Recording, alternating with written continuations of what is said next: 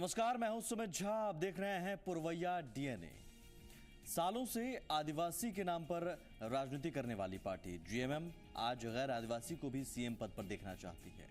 लेकिन जीएमएम की रणनीति में इस बदलाव के पीछे वजह क्या है, जानेंगे हम। साथ ही बात होगी जेडीयू की। नीतीश कुमार संपर्क यात्रा पर निकलने वाले हैं, लेकिन यात्रा की राह में आगे आगे नजर आ रहे हैं सीएम जीतन राम मांझी। 2 दिनों के दौरे पर पश्चिम चंपारण पहुंचे हैं मांझी। आखिर इसके मायने क्या हैं, समझने की कोशिश करेंगे। साथ ही बीजेपी के घोषणा पत्र का करेंगे डीएनए टेस्ट। लोकसभा चुनाव में बीजेपी को मिली शानदार सफलता और हरियाणा महाराष्ट्र में सालों बाद बीजेपी की सरकार बनने के बाद देश की सियासत में बदलाव दिख रहा है। क्षेत्रीय पार्टियों को अपनी रणनीति बदलनी पड़ रही है। जो पार्टियां सालों से एक मुद्दे के इर्द गिर्द सियासत करती थी, वो अब अपना मुद्दा तक बदल रही है।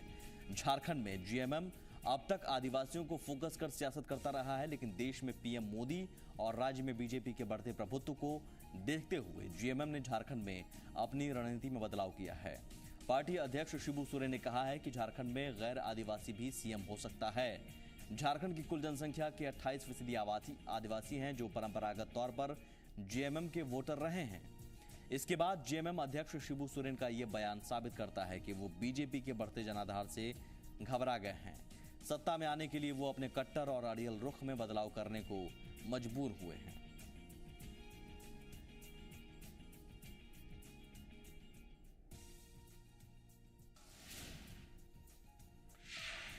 जीएमएम की रणनीति में बदलाव के लिए हमें समझने की कोशिश करनी होगी हरियाणा और महाराष्ट्र में चुनाव जीतने की बीजेपी के फॉर्मूले को।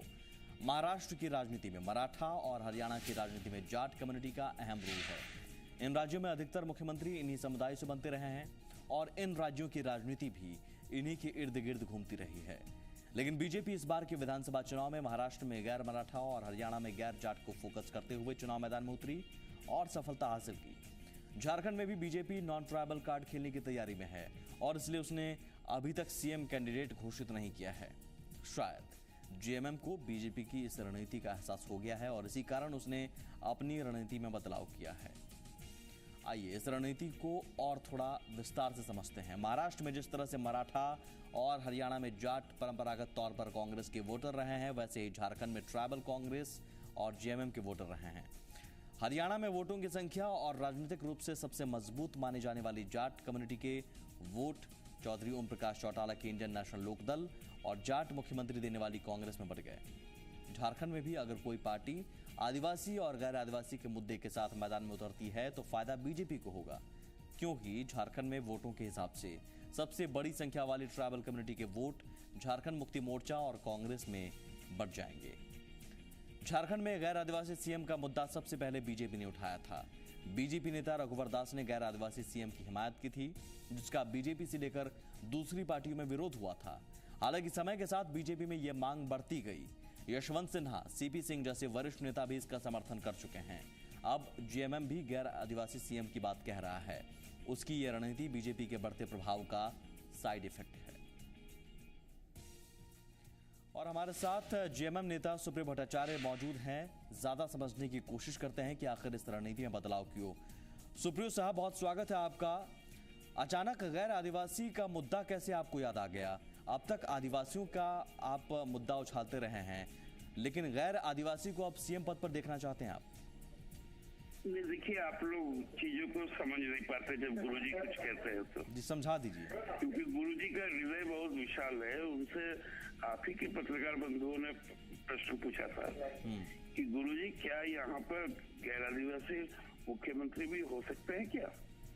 तो गुरुजी ने कहा, इसमें आदिवासी गैर आदिवासी कहाँ है? जो यहाँ का है वो सब झारखंडी है और उसमें जो मुख्यमंत्री बनेगा वो यही का आदमी होगा। तो ये तो बातें गुरुजी को जो उनकी जो महान जो परंपराओं को अक्षुण्ण बना के रखे हुए हैं, एक भातृत्व का सुप्रियो जी, माफ कीजिएगा, रोक रहा हूँ। आदिवासी गैर आदिवासी का मुद्दा कहीं नहीं है। ठीक है सुप्रियो जी, माफ कीजिएगा, रोक रहा हूँ। सवाल ये है कि ये महान परंपरा इससे पहले क्यों नहीं याद आई? नहीं, हम लोगों ने हमेशा कहा, क्योंकि हमारे नेता गुरुजी रहे हैं।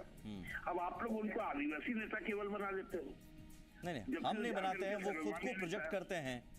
आप खुद को प्रोजेक्ट कर रहे हैं कि देखिए हम आदिवासी समुदाय से हैं, आदिवासी तबका एक बड़ा वोट बैंक है। तो कोई अपना समुदाय को परिचय छुपाएगा क्या?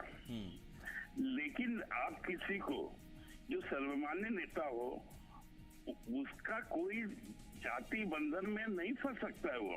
तो फिर अगर ऐसा है सुप्रियो जी, तो आदिवासी और गैर आदिवासी फिर छोड़ ही दीजिए, जो भी होगा वो एक झारखंडी होगा, सीधे ये आप बात रखिए। इसी बात की तो चर्चा गुरुजी ने की है, लेकिन आप लोगों ने उस चर्चा को दूसरे एंगल से देख लिया। गैर आदिवासी हम नहीं करते हैं यहाँ के जो लोग हैं यही के मुख्यमंत्री बनेंगे। चलिए शुक्रिया, बहुत शुक्रिया। परंपरागत वोटर आदिवासी रहे हैं, लेकिन अब जाहिर तौर पर राजनीति बदल रही है, हवा का रुख बदल रहा है। ऐसे में जरूरी है कि उस हवा के रुख के साथ खुद को भी ढालें, और कुछ यही रणनीति जेएमएम की।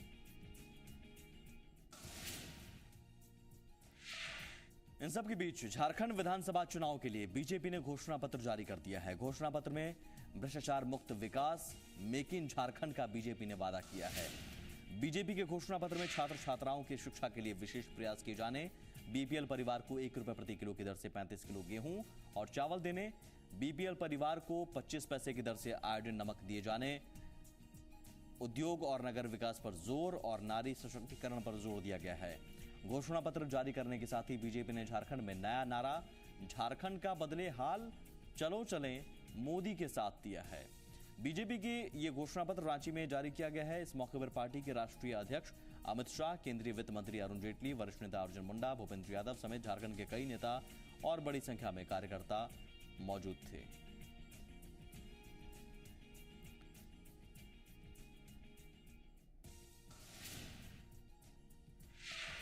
और घोषणा पत्र जारी करने के बाद अरुण जेटली और बीजेपी अध्यक्ष अमित शाह ने क्या कुछ कहा, सुनते हैं।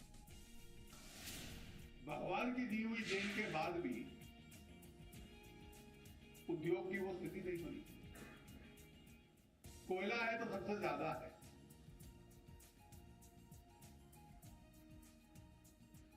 लेकिन उस कोयले का आधार पर आप कह रहे हैं कि अभी भी 60-70% जब आप गांव गिरा रहे थे वहां तक बिजली है। अरे आपको तो पूरे देश को बिजली देने की क्षमता है।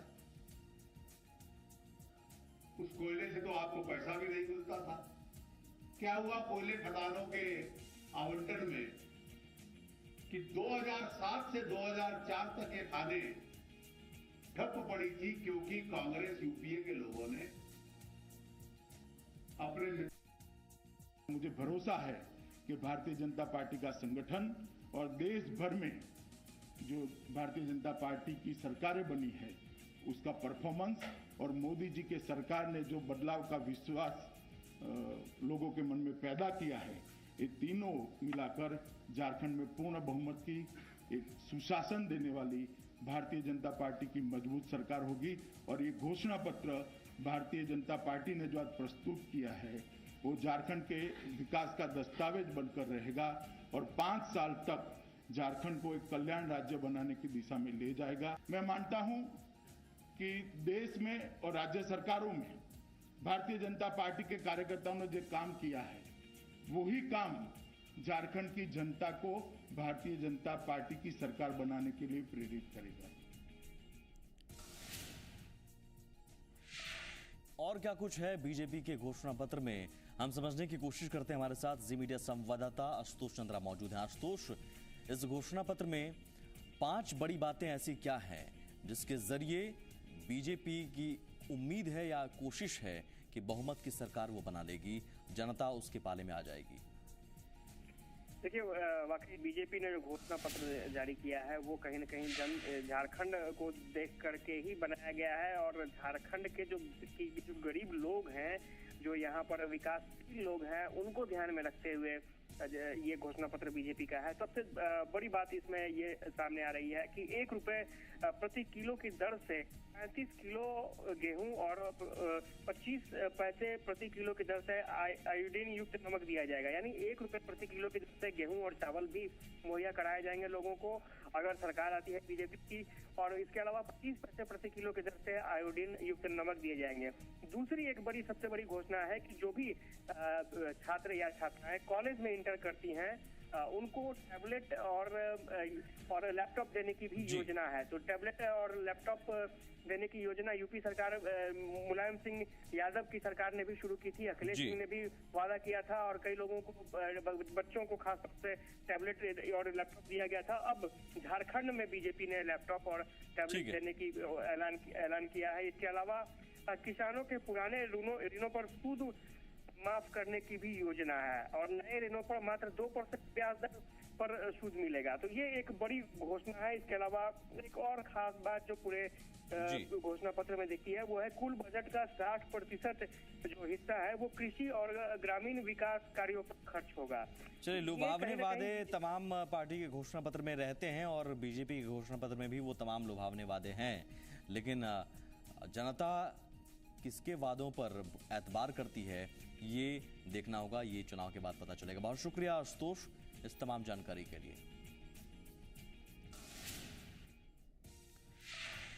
पुरवैया डीएनए में एक छोटे से ब्रेक का वक्त हो गया है। ब्रेक के बाद बात होगी नीतीश कुमार की संपर्क यात्रा की। यात्रा 13 नवंबर से शुरू होगी, लेकिन शुरू होने से पहले ही उनकी राह में आगे आगे जीतन राम मांझी चलने लगे हैं। क्यों, हम समझने की कोशिश करेंगे एक छोटे से ब्रेक के बाद।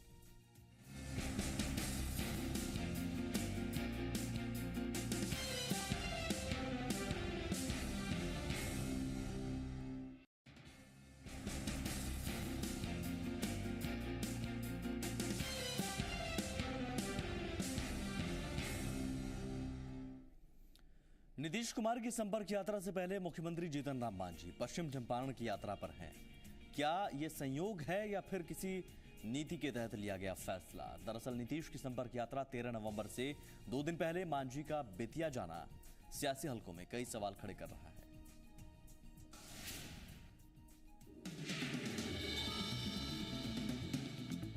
मांझी चले किसकी राह? उनका सीएम बनना नीतीश कुमार का मास्टर स्ट्रोक माना जा रहा था, लेकिन मांझी के हालिया लहजे को देखने के बाद अब कई सवाल उठने लगे हैं। क्या मांझी नीतीश की राह में खड़े होने लगे हैं? क्या मांझी सरकार की योजनाओं को आगे कर जेडीयू कार्यकर्ताओं को अपने लिहाज से साधने में लगे हुए हैं? दरअसल ये सवाल इसलिए क्योंकि मांझी 2 दिवसीय यात्रा पर वहां पहुंचे हैं जहां से नीतीश कुमार अपनी संपर्क यात्रा के जरिए जनता को साधना चाहते हैं। हालांकि मांझी ने नीतीश के साथ खटराग को लेकर सफाई देनी भी शुरू कर दी है। आप लोगों के द्वारा ये बात जो प्रचारित की जा रही थी और आज ही भी है कि नीतीश कुमार और हम में किसी प्रकार का मतभेद है, कोई मतभेद नहीं है। वो पार्टी का काम ज़्यादा देख रहे हैं, हम सरकार का काम देख रहे हैं। जहाँ ज़रूरत पड़ेगी हम लोग आपस में मिलते हैं, बात करते हैं और आगे साझा मंच भी करने की बात है तो हम लोग की जरूरत होगी जहाँ एक साथ हम लोग बात करेंगे। जाहिर है मांझी के लिए सफाई देना मजबूरी है, लेकिन फिर भी मांझी अपनी सियासत को मंझधार में देखना कतई पसंद नहीं करेंगे और पार्टी कार्यकर्ताओं के एक धड़े को अपने तरीके से संबोधित करने की कवायद करेंगे। नीतीश से पहले मांझी का पश्चिम चंपारण के दौरे पर जाना सियासी लिहाज से दिलचस्प तो है, लेकिन जेडीयू के लिए मुश्किलों का सबब भी, क्योंकि जो सवाल खड़े हो रहे हैं उनके जवाब पार्टी को देने होंगे।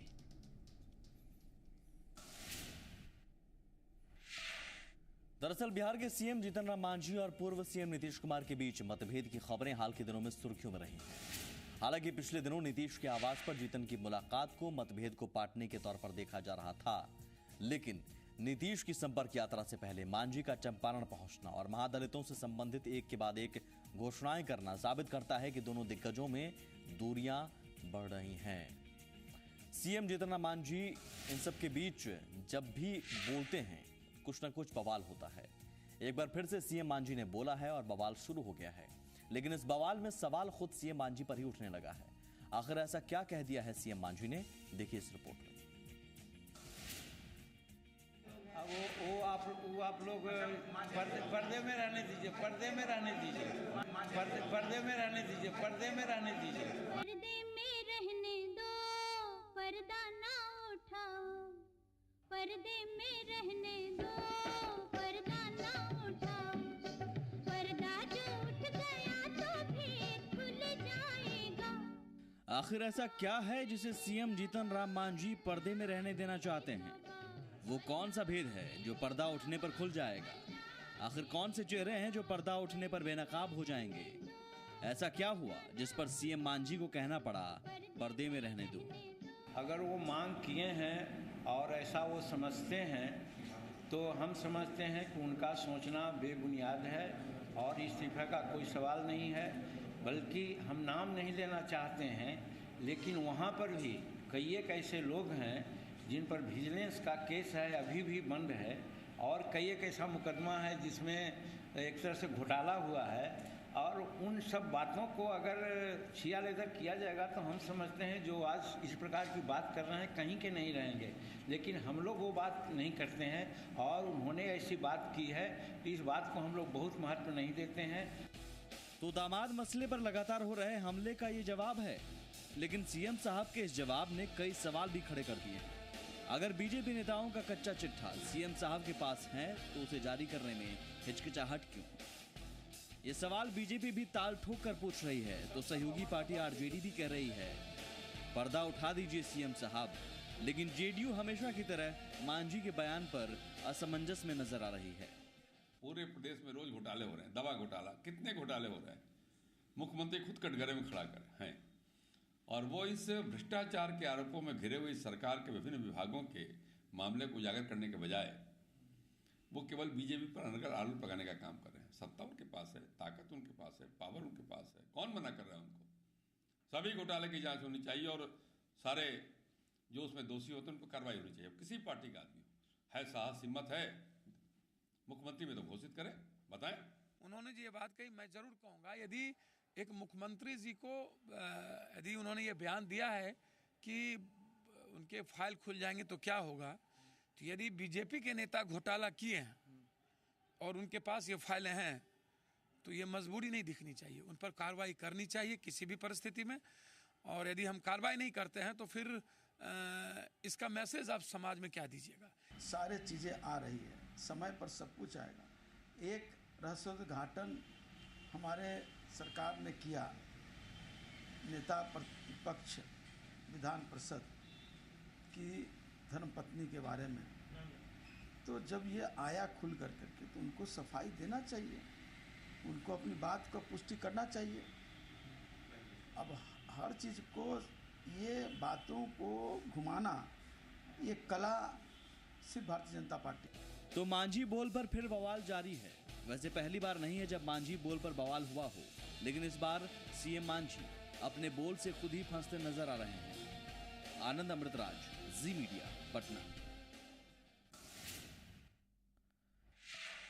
दरअसल सीएम जीतन राम मांझी को विरोधी कई नामों से पुकारते हैं। कोई उन्हें बयानवीर कहता है तो कोई खड़ाऊ सीएम, कोई पलटू कहता है। यही नहीं, उनके मांझी के समर्थक उन्हें साफ दिल का आदमी कहते हैं। मांझी के बारे में ये इसलिए कहा जाता है क्योंकि वे आए दिन विवादित बयान देते रहते हैं। उनके विवादित बयानों की फहरिस्त बहुत लंबी है। हर बार उनके बयान पर विवाद हुआ है। कई बार सीएम ने सफाई भी दी है, लेकिन इस बार सीएम को अपने बयान पर न पलटी मारते बन रही है न सफाई देते। अब देखना है इस बयान को लेकर शुरू हुई सियासत कहां जाकर खत्म होती है। हम एक छोटा सा ब्रेक लेंगे। ब्रेक के उस पार भी पुरवैया डीएनए जारी है।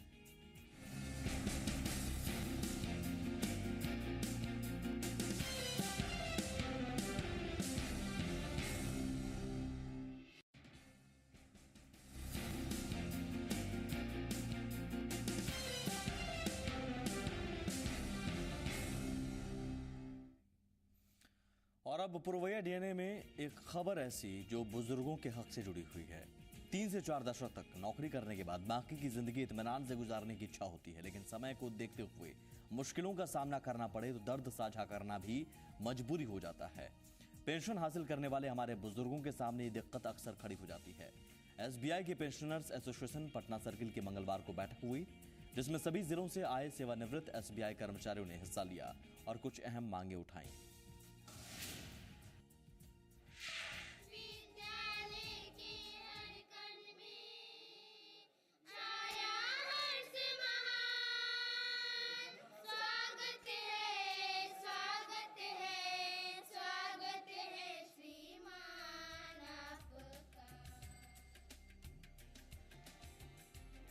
कई दिनों के बाद अपने साथी और पुराने सहयोगियों से मिलने की खुशी इन लोगों के चेहरे पर साफ देखी जा सकती है, लेकिन अंदर एक दर्द भी है। इस मीटिंग में सहयोगियों का सम्मान तो किया गया, लेकिन इन लोगों ने सेवानिवृत्त होने के बाद का क्या दर्द है, इसे भी साझा किया। एसबीआई से रिटायर्ड कर्मी समय समय पर पेंशन का पुनरीक्षण चाहते हैं। 50% pension to all, either in case of future retiree or past retiree. 30% family pension to all, either in case of past retiree or future retiree. 1/11/2002 के पहले के जो रिटायरी हैं उनको भी इंडस्ट्री डीए दिया जाए। केंद्र सरकार मैनेजमेंट भी कहीं कहीं हम लोगों को मदद करती है, लेकिन जो कुछ होना है केंद्र सरकार के बगैर दस्तखत के होंगे नहीं। जैसे देखा जाए मेरा केस, मैं 30 अप्रैल 2010 में रिटायर किया और ग्रेच्युटी का बिल पास होता है। चलिए इसके साथ पूर्वैया डीएनए में बस इतना ही। नमस्कार।